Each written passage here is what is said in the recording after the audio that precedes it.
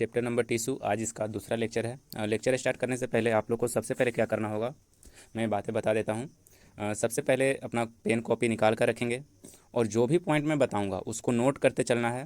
क्योंकि यहाँ पे मैं उतने अच्छे से लिख नहीं सकता हूँ, काम चलाऊँ मैं लिख दूँगा, बट आपको इसमें खुद से मेहनत करना पड़ेगा थोड़ा, तभी आपका चैप्टर जो है काफ़ी बेटर हो पाएगा। और सबसे पहले मैं ये बता देना चाहता हूँ कि ये जो चैप्टर है, ये चैप्टर 9th का जो नया एन बनाया है, नया एन काफ़ी ये रिलेट किया हुआ है 11th से। अगर आप इसको अच्छे से समझ लेते हैं तो आपको 11th में काफ़ी ज़्यादा आसान होगा। काफ़ी ज़्यादा का मतलब काफ़ी ज़्यादा, बहुत बहुत सारे ऐसी टर्म है जो पिछली एन में नहीं दी गई थी और ये वाली एन में दी गई है। तो उन सब टर्म को अच्छा से समझना पड़ेगा। जो सिंपल टर्म होंगे मैं उनको थोड़ा स्किप करूँगा, जो थोड़ा कॉम्प्लिकेटेड होंगे उनको मैं अच्छे से समझाऊँगा। तो जो मैं समझाऊंगा और जो मैं जहाँ पे जिस पॉइंट को मैं लिखने को बोलूँगा उसको आप लिखेंगे, नोट करेंगे अच्छे से, और इस चैप्टर को आराम से समझते हुए हम लोग आगे बढ़ेंगे। तो सबसे पहले मैं सेकेंड टॉपिक है, यहाँ पे सेकेंड टॉपिक क्या है कि प्लांट और एनिमल के जो टिश्यू हैं उनमें डिफरेंट क्या है। तो सबसे पहले प्लांट और एनिमल को हम लोग कैसे डिफ्रेंशिएट कर पाते हैं ये हमको जानना होगा। तो प्लांट को देख रहे होते हैं तो प्लांट कैसा होता है, प्लांट एक जगह होता है, स्थिर होता है। और एनिमल एनिमल क्या कर रहे हैं, तो मूव कर रहे होते हैं। बहुत अच्छा। और यहाँ पे जब लोग देख ले, प्लांट का जो सेल होता है, सेल का स्ट्रक्चर कैसा होता है, प्लांट का रिजिड होता है। सेल वाल पाए जाते हैं ना प्लांट में, सेल वाल कहाँ पे पाए जाते हैं, प्लांट के सेल में सेल वाल पाए जाते हैं। क्या एनिमल के सेल में सेल वाल पाए जाते हैं, कोई ऐसा एनिमल नहीं। अच्छा, एनिमल तो मूव करते हैं, क्या कोई प्लांट मूव करता है, कोई ऐसा प्लांट जो मूव करता हो, सुना है आपने, नहीं सुना। कोई ऐसा प्लांट, कोई ऐसा एनिमल जो मूव नहीं करता हो, कोई ऐसा एनिमल जो मूव नहीं करता हो, मतलब कि वो सेसाइल है। हम्म एक एनिमल है ऐसा भाई, जब एनिमल किंगडम पढ़ेंगे हम लोग तो उसमें जानेंगे, बट आपको उस एनिमल का यहाँ पे भी इंट्रोडक्शन दिया गया है, आपके 9th में भी जानना है आपको कि ऐसे एनिमल हैं जो मूव नहीं करते हैं।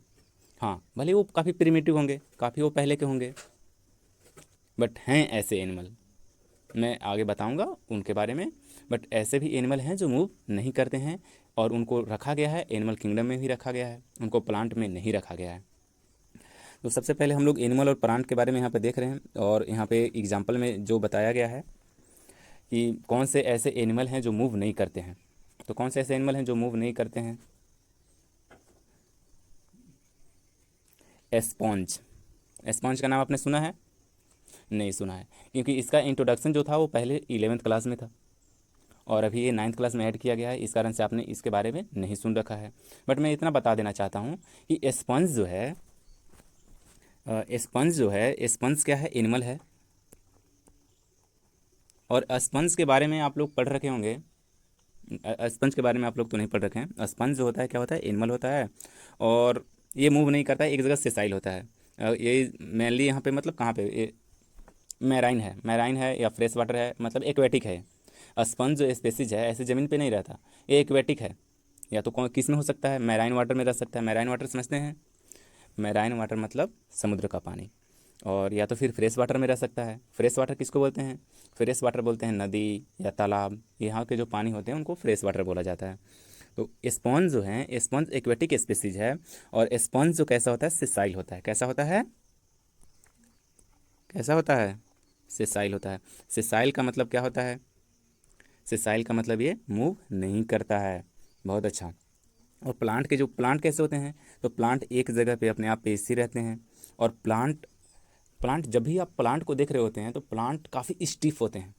और एनिमल देख रहे होते हैं, एनिमल कैसे होते हैं, मतलब थोड़ा सा लूज होते हैं प्लांट के कंपेरिजन में, स्टिफ होते हैं, काफ़ी हार्ड होते हैं, फर्म होते हैं, एक जगह पे ही स्थिर रहते हैं प्लांट। और एनिमल क्या कर रहे होते हैं, जब भी हम लोगों ने एनिमल को देखा है मूव कर रहे होते हैं। लोकोमोशन फीचर किसका हो गया, अगर बोला जाएगा कि लोकोमोशन, लोकोमोशन कौन करेंगे, एनिमल या प्लांट, एनिमल। गुड। कुछ डिफरेंस है यहाँ पे और हम बात करते हैं एनिमल और प्लांट के बारे में, इसके बाद फिर मैं आगे इसको बढ़ता हूँ। बस एक टॉपिक ऐसे हैं, फालतू वाले टॉपिक हैं, तो इसको मैं थोड़ा सा आसानी से ऐसे लेकर ऐसे बीत जाता हूँ, और फिर जो मेन टॉपिक आएंगे मैं उनको थोड़ा सा अच्छे से मैं डिटेल में बताऊँगा। तो यहाँ पे देखिए कुछ हैं कि जैसे डाइजेशन के हेल्प, डाइजेशन डाइजेशन पर अगर चलते हैं तो क्या एनिमल खाना बनाता है, अगर हम साइंस के भाषा में देखें तो एनिमल खुद का खाना नहीं बनाता है, वो डिपेंड किस पे होता है, वो प्लांट पे डिपेंड होता है। प्लांट खाना बनाएगा और हम उस प्लांट को फिर, उस प्रोडक्ट को फिर हम लोग यूटिलाइज करेंगे। तो डायरेक्टली खाना नहीं बना सकता है। फोटोसिंथेसिस कर सकता है, फोटोसिंथेसिस नहीं कर सकता है। तो फोटोसिंथेसिस कौन करता है? प्लांट करता है। प्लांट को इसीलिए क्या बोलते हैं? ऑटोट्रॉप्स। तो प्लांट को यहाँ पे क्या बोल रहे हैं? ऑटोट्रॉप्स बोल रहे हैं, ऑटोट्रॉप्स। और एनिमल को क्या बोलते हैं?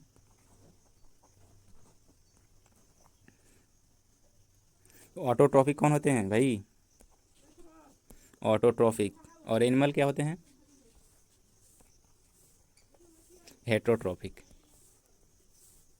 हेटरोट्रॉफिक का मतलब ये हो गया कि ये दूसरे पे डिपेंडेंट हैं।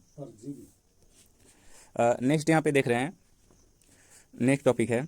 अच्छा, यहाँ पे बताया गया है कि प्लांट जो है अपना ऑटोट्रॉफिक है, खाना तो बना ले रहे हैं, बट ये किसके हेल्प से बना रहे हैं? तो इसमें खाना बनाने के लिए वही इंग्रेडिएंट लगते हैं। क्या क्या लगता है? तो खाना बनाते हैं। खाना बनाने का मतलब एक्चुअली में ग्लूकोज का सिंथेसिस करना। और ग्लूकोज का सिंथेसिस करने के लिए क्या क्या चाहिए? पानी चाहिए, CO2 चाहिए, और सनलाइट चाहिए, और क्या चाहिए? क्लोरोफिल।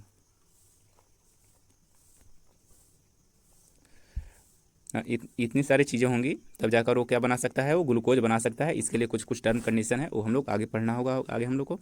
बट इतना हमें जानना है अभी कि प्लांट फोटोसिंथेसिस कर रहा है, और फोटोसिंथेसिस में वो प्रोडक्ट में क्या बनाता है। तो इतना चीज़ लेकर क्या क्या, वाटर, CO2, सनलाइट, क्लोरोफिल, ये सब लेकर वो क्या बना रहा है?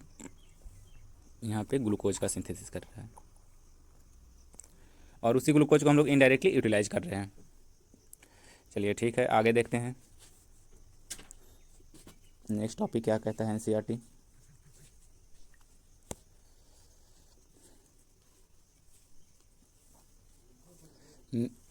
नेक्स्ट टॉपिक चलते हैं। इसमें बोला गया है tissues for growth in plant. अब प्लांट के कुछ टिश्यू के बारे में यहाँ पे पढ़ना है, तो वहाँ पे हम लोग देखते हैं इसको। Tissue for growth in plant. देख रहे हैं कि यहाँ 3 प्रकार के यहाँ पे टिश्यू बताया गया है। टिश्यू यहाँ पे बताया गया कि प्लांट ग्रो इन 3 वेज। और वो कौन कौन से तरीके हैं? तो प्लांट ग्रोज इन 3 वेज। पहला, प्लांट यहाँ पे अपना लेंथ बढ़ा सकता है। प्लांट क्या कर सकता है? अपना लेंथ बढ़ा सकता है। ये फर्स्ट पॉइंट हो गया। दूसरा का पॉइंट, अपना क्या कर सकता है? गर्थ बढ़ा सकता है। तीसरा का पॉइंट, रीग्रोथ कर सकता है। लेंथ बढ़ाने का मतलब है लंबाई बढ़ जाना। शुरुआत में छोटे पौधे देखे होंगे, छोटे पौधे से फिर वो बड़ा बन जाता है, यानी कि उसका लेंथ बढ़ गया। गर्थ बढ़ना, गर्थ का मतलब उसका डायमीटर बढ़ना। कोई भी प्लांट होता है उसका देखें, स्टेम का जो डायमीटर होता है शुरुआत में पतला होता है, धीमे धीमे क्या हो रहा था, मोटा हो रहा होता है। तो बाद में इसका क्या बढ़ा रहे होते हैं? गर्थ बढ़ा रहे होते हैं। रीग्रोथ करना, रीग्रोथ करने का मतलब है कि एक बार जैसे कि कोई भी ग्रेजिंग एनिमल है, कैटल ग्रेजिंग एनिमल है, एक बार आया उसको खाकर चला गया, फिर से वहाँ पे देखने के बाद पता चलता है कि फिर से कुछ दिनों के बाद वहाँ पे फिर से नए पत्ते आ गए हैं, नए घास सब उग गए हैं वहाँ पे। तो इस चीज़ को हम लोग बोलते हैं रीग्रोथ होना। रीग्रोथ होना, इतना चीज़ समझ में आ गया। और कुछ यहाँ पे टर्म आपको जानना पड़ेगा, जैसे कि मेरिस्टेमेटिक, मेरिस्टेम। मेरिस्टेम किसको बोलते हैं? मेरिस्टेमेटिक किसको बोलते हैं? तो मेरिस्टेम सबसे पहले आपको जानना है। मेरिस्टेम, मेरिस्टेम होता क्या है आखिर? मेरिस्टेमेटिक का मतलब क्या होता है? सोचिए भाई, ये वर्ड पहली बार नहीं मिल रहा होगा आप लोगों को, पहले तो मिल चुका होगा। मेरिस्टेम का मतलब होता है एक्टिवली डिवाइडिंग सेल। क्या होता है? Actively dividing cell. तो एक्टिवली डिवाइडिंग सेल इसको बोलते हैं हम लोग मेरिस्टेम। और जैसे कि जो भी सेल है, जैसे में देख रहे होते हैं कि प्लांट में जो टिप पे जो सेल होते हैं, सूट टिप या रूट टिप, देख रहे हैं ना, रूट जो होता है वो ग्रोथ कर रहा होता है लगातार लगातार, सूट जो होता है वो भी लगातार लगातार ग्रोथ कर रहा होता है। तो सूट पे जो टिश्यू होते हैं उनको हम लोग मेरिस्टेम बोल सकते हैं। और रूट टिप पे जो मेरिस्टेम होते हैं उन्हें हम बोल सकते हैं, उन्हें भी मेरिस्टेम बोल सकते हैं। तो जो ऊपर वाला जो होगा ना उसको सूट एपिकल मेरिस्टेम बोल देते हैं, और जो रूट में सबसे लास्ट में होगा जो कि उसका लेंथ को बढ़ा रहा है, उसको ग्रोथ को बढ़ा रहा है, उसे हम लोग क्या बोलते हैं, रूट एपिकल मेरिस्टेम। क्या बोलते हैं, रूट एपिकल मेरिस्टेम। तो ये दोनों टिप पर हो गए। तो suit apical meristem, shoot apical meristem, shoot apical meristem, और क्या पढ़ना है हमको, रूट एपिकल मेरिस्टेम। बस एक टर्म जान जाइए। यहाँ पे देखिए SAM रूट एपिकल मेरिस्टेम और सूट एपिकल मेरिस्टेम। मैं थोड़ा उल्टा बोल दिया हूँ, इसको अपना आप से सुधार लेंगे। और यहाँ पे देख सकते हैं आप लोग, तो एपिकल मेरिस्टेम समझ में आया। एपिकल का मतलब क्या होता है, एपिस पे, एपिसिस पे। एपिकल का मतलब जो सबसे लास्ट, मतलब ऐसे बोल सकते हैं, हिंदी में ऐसे बोलते हैं ना उसको, लास्ट छोर तक, सबसे उसका टिप, टिप समझ सकते हैं। एपिकल मतलब एपिसिस का मतलब टिप होता है, तो टिप पे। ओके, सूट टिप और रूट टिप ये तो पता ही होगा, बहुत अच्छा। और कुछ यहाँ पे देखिए कि अगर NCERT में एक एक्सपेरिमेंट दिया है, उस एक्सपेरिमेंट को आप लोग यहाँ पे बुक होगा आप लोग को, तो आप लोग देख रहे होंगे उस बुक में। एक्सपेरिमेंट यहाँ पे दिया गया है कि एक ओनियन लिए हुए हैं और ओनियन को हम लोग ग्रो करा रहे हैं, और ग्रो करा रहे हैं, कुछ यहाँ पे न्यूट्रिशन मीडिया लिए हुए हैं, वहाँ पे उसका रूट को ग्रो करा रहे हैं। तो रूट के ग्रो कराते टाइम जब देखते हैं कि एक दो ओनियन ले रहे होते हैं, और एक ओनियन का क्या करते हैं कि उसका जो एपिस है, रूट का एपिकल है, वो काट देते हैं। और काटने पर हमें पता चलता है कि एक में जो है काफ़ी तेज़ी से ग्रो कर गया है, और जिसमें हम लोग कट कर चुके हैं उसमें ग्रो कर ही नहीं रहा है। क्यों भाई नहीं कर रहा, उसका ग्रोथ आगे का क्यों नहीं हो पा रहा है? क्योंकि हमने उसका मेरिस्टेमेटिक टिश्यू जो है वही काट दिया है। तो अब भाई अपना वो कैसे डिवाइड करेगा? मेरिस्टेमेटिक टिश्यू के पास क्या होते हैं, कैपेसिटी होता है कि वो एक्टिवली डिवाइड कर सके, बहुत तेज़ी से डिवाइड कर सके। अभी मैं बताऊंगा कुछ यहाँ पर फीचर है जो कि काफ़ी इंपॉर्टेंट है, वो जानना है, और आप लोग को उसको लिखना भी होगा अपना नोट में, और याद भी करना होगा। तो सबसे पहले मैं यहाँ पर बताना चाहता हूँ कि मेरिस्टेमेटिक टिश्यू होता क्या है एक्चुअली। मेरिस्टेमेटिक टिश्यू का यहाँ पर फीचर आप लोग यहाँ पे नोट भी करेंगे, मैं यहाँ पे बोलूँगा और उसको नोट भी करना है। मेरिस्टेमेटिक टिश्यू का कुछ कुछ फीचर हैं, स्पेशल फीचर हैं। सबसे पहला फीचर मेरिस्टेमेटिक का, एक्टिवली डिवाइडिंग। क्या होता है? Actively dividing cell. क्या होता है? Actively dividing cell. मेरिस्टेमेटिक कैसे होते हैं? एक्टिवली डिवाइडिंग सेल होते हैं। अच्छा, और मैं पूछूं आपसे कि मेरिस्टेम कहाँ पे पाए जाते हैं? अब मैं जस्ट बताया था मेरिस्टेम कहाँ पे पाए जाते हैं, रूट एपिसिस पे या सूट एपिसिस पे। कहाँ पे पाए जाते हैं? रूट एपिसिस या सूट एपिसिस। अच्छा, ये दो बातें याद रखना है मेरिस्टेम के बारे में। नेक्स्ट टॉपिक है यहाँ पे कैसे यहाँ पे प्लांट जो है अपना ग्रोथ को कैसे, मतलब कैसे टिश्यू जो है वहाँ पे अपना बढ़ा रहा है। तो यहाँ पे देखिए, पहले लेंथ के टर्म में, सेकेंड पॉइंट क्या है, गर्थ के टर्म में, और थर्ड पॉइंट रीग्रोथ टर्म में। लेंथ बढ़ा रहा है, गर्थ बढ़ा रहा है, और रीग्रोथ बढ़ा रहा है, रीग्रोथ कर रहा है। मैं इसको दोबारा दोबारा रिवाइज करा दे रहा हूँ थोड़ा थोड़ा, कि आप चैप्टर को थोड़ा सा आसानी से समझ सके कि क्या इसका पॉइंट ऑफ व्यू है, ये क्या कहना चाह रहा है। आगे कुछ एक्सपेरिमेंट दिया गया है, उसको NCERT में आपको खुद पे करना है। और यहाँ पे एक और चीज़ दिया गया है NCERT में, एक ग्राफ दिया गया है कि अगर मैं रूट एपिकल मेरिस्टेम को काट देता हूँ तब ग्राफ कैसे बनता है, और अगर मैं रूट एपिकल मेरिस्टेम को रहने देता हूँ तब का ग्राफ कैसे होता है। तो ग्रोथ का जो ग्राफ है प्लांट का, ये आपको यहाँ पे देखना है। अच्छा, ये बताइए कि जो लेंथ बढ़ाने वाले कौन से थे, रूट एपिकल और सूट एपिकल। कुछ जो होते हैं गर्थ को बढ़ाएंगे, गर्थ को बढ़ाते हैं। गर्थ कब बढ़ाने का मतलब कि अरे भाई वो तो गर्थ बढ़ रहा है, गर्थ बढ़ने का मतलब कि प्लांट का डायमीटर बढ़ रहा है, तो इसका मतलब क्या, वहाँ पे कोई ना कोई तो मेरिस्टेम होगा ना। हाँ, तो वहाँ पे होते हैं लेटरल मेरिस्टेम। कौन से होते हैं? गर्थ बढ़ाने के लिए कौन से मेरिस्टेम जिम्मेदार हैं? Lateral meristem. कौन से meristem? Lateral meristem. Lateral meristem के बारे में समझ गए। अच्छा, लेंथ को कौन बढ़ा रहे थे? तो लेंथ को बढ़ा रहे थे सैम और रैम।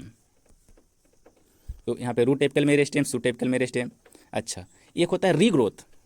रीग्रोथ का मतलब ये होता है कि ग्रेजिंग कैटल वगैरह जो हैं, ये क्या करते हैं कि वो घास वगैरह को देखते हैं ना, वहाँ पे घास को खा लेते हैं, तो अगला दिन क्या होता है, अगला दिन फिर से वहाँ पे घास उग जाता है ना उस पार्ट से।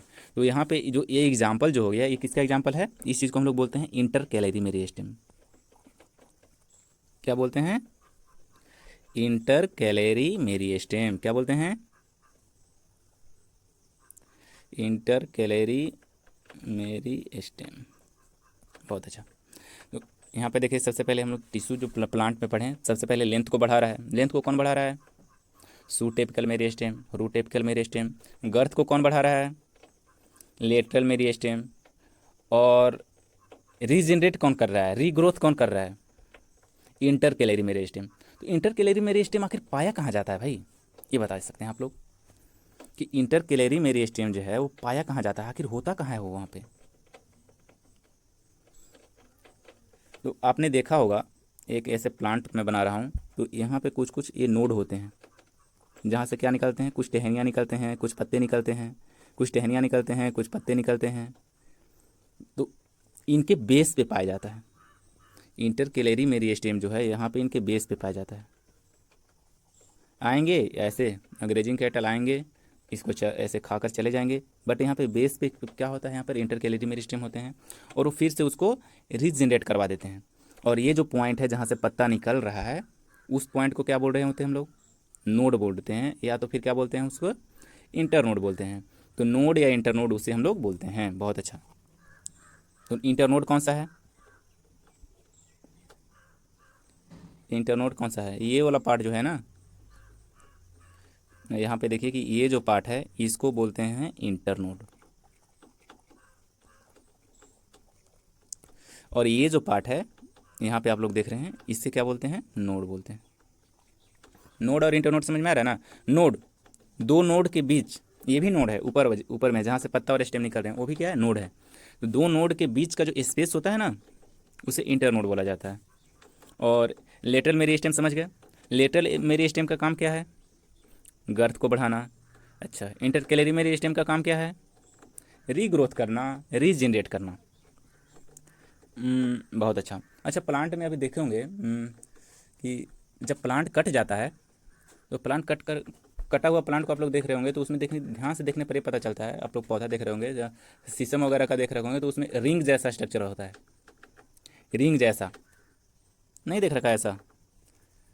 ऐसे रिंग रिंग ऐसे नहीं होता अंदर में, ऐसे ऐसे रिंग रिंग जैसा होता है ना, उसका स्टेम को ऐसे देखना, ऐसे कटा हुआ पार्ट को अगर देख रहे होते हैं तो ये जो रिंग है ना, ये रिंग क्या दिखा रहा है?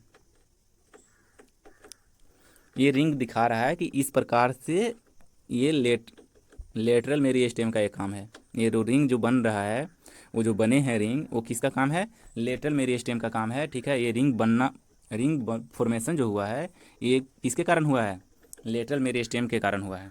और वो रिंग जो है ऐड हो रहा होता है और बढ़ते जाता है, बढ़ते हो जाता है, साल दर साल वो बढ़ते जाता है। तो आप लोग यहाँ पे समझ चुके होंगे मेरिस्टेम के बारे में, और मेरिस्टेमेटिक टिश्यू के बारे में भी यहाँ पे समझ चुके होंगे। बहुत अच्छा। और कुछ कुछ यहाँ पे फीचर है, मैं आप लोग को अब नोट करवाऊँगा, वो आपको लिखना है। अपना कॉपी पेन लें और यहाँ पे लिखें कायदे से।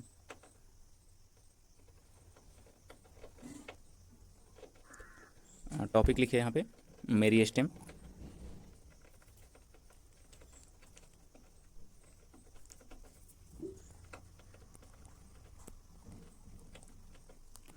मेरिस्टेम लिखें, और मेरिस्टेम के आगे यहाँ पे लिखना है, इसका फीचर मैं बोल रहा हूँ, उस फीचर लिखना है।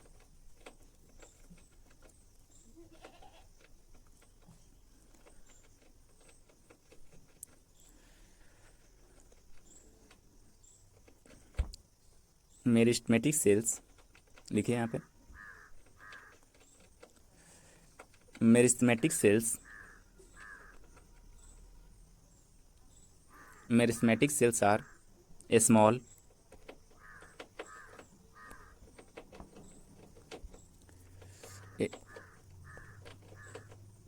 thin cell wall, nucleus prominent, cytoplasm dense।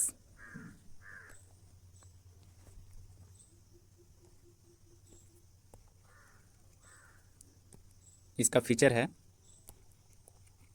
Cytoplasm कैसा होगा? डेंस होगा। और इसका क्या फीचर है? ये स्मॉल होते हैं मेरिस्टेमेटिक सेल। सेल वाल कैसे होंगे? थिन होंगे। साइटोप्लाज्म कैसा होगा इसका? डेंस होगा। लिखिए कि nucleus prominent,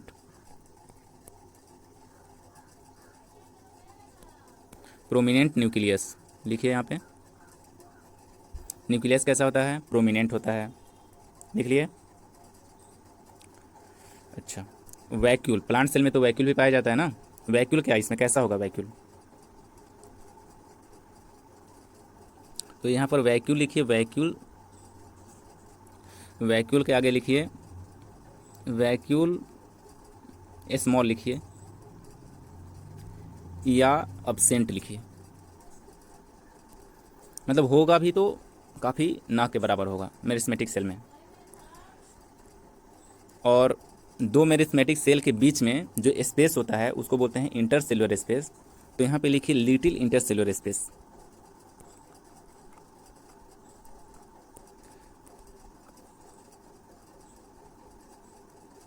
little intercellular space. अब देखिए इतना आप लोग को क्या क्या जानना है, मेरिस्मेटिक सेल का यहाँ पर फीचर जानना है, और ये फीचर आपको पता रहना चाहिए, काफ़ी इम्पोर्टेंट है। ये जो ये डब्बा में मैं यहाँ पर बना दे रहा हूँ, ये डब्बा वाला चीज़ काफ़ी इंपॉर्टेंट है, इसको मैं स्टार भी लगा दे रहा हूँ यहाँ पे।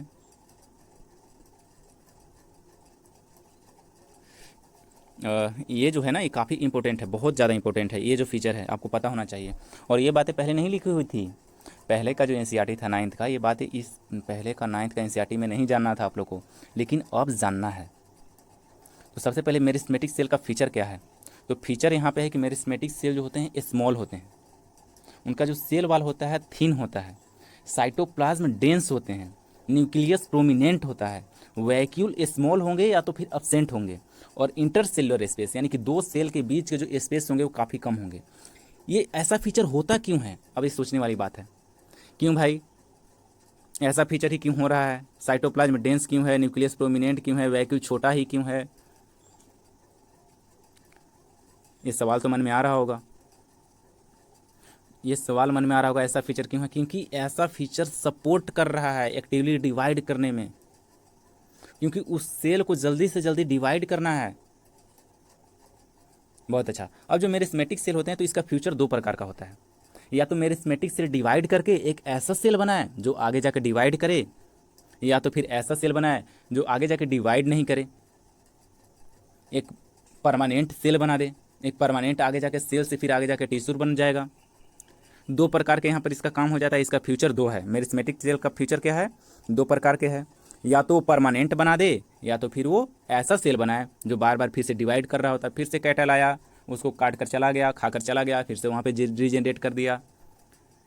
ठीक है, तो ये बार बार डिवाइड करने वाला सेल बनाते रहे, या तो फिर कुछ ऐसा सेल बनाए जो आगे जाकर वो डिवाइड नहीं करे। तो इसका दो फ्यूचर है। अगर उसका मेरिस्मेटिक सेल में, अगर मेरिस्मेटिक सेल जो है उसका फीचर अगर यहाँ पे आ गया कि वो डिवाइड नहीं कर रहा है, वो एक परमानेंट सेल बना ले रहा है, तो उस कंडीशन को हम लोग बोलते हैं डिफ्रेंसिएशन। क्या बोलते हैं? डिफ्रेंसिएशन। अब मैं कुछ टर्म बताऊंगा और उस टर्म को आप लोग को सीखना पड़ेगा, इसके बाद फिर मैं इस चैप्टर का अभी कॉम्प्लिकेटेड लग रहा होगा आप लोग को चैप्टर, लेकिन धीमे धीमे जब इसको आप लोग रिवाइज कीजिएगा, एक बार दो बार एनसीईआरटी का मल्टीपल टाइम रीडिंग होगा, तब जाकर यहाँ पे कुछ चीज़ें और समझ में आएंगी और काफ़ी अच्छा से आएंगी। अभी तो शुरुआत का फेज है, तो उतना थोड़ा समझने में दिक्कत तो होता ही है, और कुछ डाउट होगा तो आप लोग यहाँ पे पूछ सकते हैं यहाँ पे। बहुत अच्छा। और देख लीजिए, सबसे पहले मैं यहाँ पर इसका फ्यूचर बता रहा था कि आगे जाकर क्या होगा, क्या इसका फेट है भाई। तो यहाँ पर देखिए मेरी स्टेम, सबसे पहले मैं बता रहा हूँ मेरी स्टेम का फेट क्या क्या है। तो मेरी स्टेम में देख रहे होते हैं, मेरी स्टेम का जो फ्यूचर है ये दो प्रकार से डिसाइड हो सकता है, या तो फिर से दोबारा मेरी स्टेम बना दे या एक परमानेंट सेल बना दे।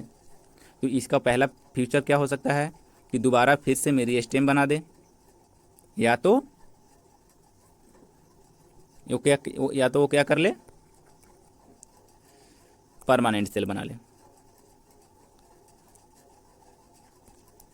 इसका दो फीचर है ना, या तो मेरी स्टेम बना सकता है या परमानेंट सेल बना सकता है। मेरी स्टेम बनाएगा तो फिर से वही फीचर है, ये स्मॉल सेल होंगे, साइज कैसा होगा? स्मॉल होगा, सेल वाल थिन होंगे, साइटोप्लाज्म डेंस होगा, न्यूक्लियस प्रोमिनेंट होंगे, वैक्यूल अब्सेंट होंगे, और इंटरसेलुलर स्पेस काफ़ी कम, इंटरसेलुलर स्पेस काफ़ी कम।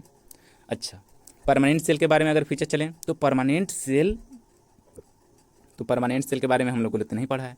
तो परमानेंट सेल के बारे में मैं बता रहा हूँ कि परमानेंट सेल क्या होते हैं। परमानेंट सेल का फीचर स्पेसिफिक होता है। परमानेंट सेल का फंक्शन कैसा होता है, तो फंक्शन यहाँ पे कैसा होता है, उसका स्पेसिफिक होता है, स्पेसिफिक फंक्शन होता है भाई। यहाँ पे देखिए सबसे पहले फंक्शन कैसा है परमानेंट सेल का, स्पेसिफिक है। अच्छा, मतलब कि वो कुछ काम करने लग रहा है, वो उसका काम नहीं है, जो उसका जो जिस काम के लिए वो सेल बना था वो काम कर रहा है। जैसे कि शुरुआत में क्या होता है कि हमारा जो बॉडी है शुरुआत में एक सेल का होता है। जब शुरुआत में अगर देखें एम्ब्रियोनिक स्टेज में देखते हैं, सबसे पहले एक सेल से दो सेल बनता है, दो सेल से तीन, दो सेल से चार, चार आठ, आठ से 16, धीमे धीमे उस टाइम क्या होते हैं, मेरिस्मेटिक सेल होते हैं, एक्टिवली डिवाइडिंग सेल होते हैं, वो बार बार डिवाइड कर रहे होते हैं, बार बार डिवाइड कर रहे होते हैं। लेकिन कुछ दिनों के बाद क्या होता है कि हट बनता है। तो जब हट बनता है, हट के सेल बन जाते हैं, तो हट का एक स्पेसिफिक काम नहीं होता है। हट का तो काम होता है ना वो ब्लड को पंप करना। हट एक ऑर्गन है, हट का काम है ब्लड को पंप करना। लेकिन हट में भी बहुत प्रकार के सेल होते हैं, तो हट का भी बहुत प्रकार के सेल होते हैं। तो वो और अलग अलग प्रकार के जो सेल हैं वो मिलकर एक स्पेशल टिश्यू को फॉर्मेशन करते हैं। और टिश्यू का फॉर्मेशन जब हो रहा है तो वो टिश्यू जो हैं, अगर वो परमानेंट टिश्यू हैं तो उनका काम एक स्पेसिफिक होगा। सिग्नल को जनरेट करना है तो सिग्नल को जनरेट करेंगे। कुछ ऐसे टिश्यू हैं जो क्या करते हैं, मैसेंजर जैसे भी काम करते हैं, सिग्नल को यहाँ से वहाँ ट्रांसपोर्ट करने का काम करते हैं। तो क्या ये मेरी एस्टिमेटिक सेल करते हैं? नहीं नहीं, ये परमानेंट सेल करते हैं।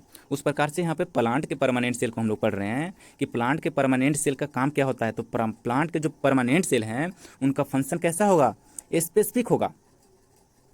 भाई साहब आप समझ सकते हैं कि जो सेल अगर फोटोसिंथेसिस कर रहा है यानी कि वो परमानेंट सेल है। जो सेल का कुछ काम है वो परमानेंट है। अब जिसका काम है कि बार बार डिवाइड करे, बार बार डिवाइड करे, बार बार डिवाइड करे, मतलब कि वो मेरिस्टेम है।